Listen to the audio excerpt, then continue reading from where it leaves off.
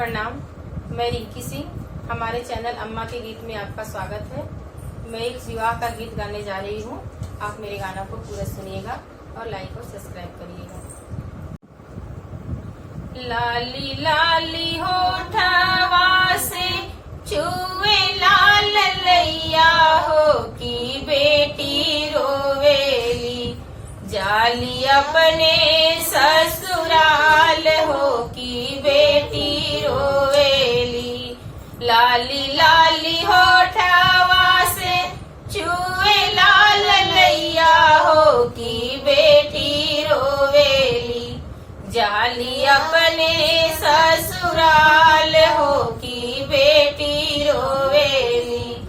लगे वाली बतिया तू बोली जानी सासू हो की अम्मा कुहकेली, लगे वाली बतिया तू बोली जानी सासू हो की अम्मा कुहकेली। जैसे बना के कोयलिया हो की अम्मा कुहकेली, जैसे बना के कोयलिया हो की अम्मा कुहकेली। लाली लाली होठवा से छुए लाल लैया हो की बेटी रोवेली, जाली अपने ससुराल हो की बेटी रोवेली।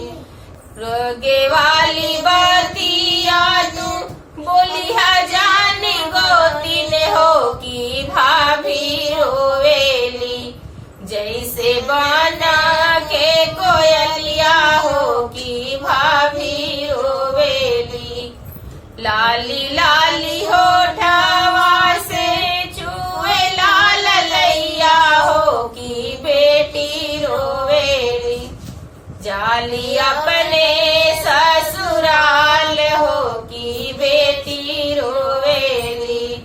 लगे वाली बतिया तू बोली जानी ननद हो की दीदी रोवेली, जैसे बना के कोयलिया हो की दीदी रोवेली।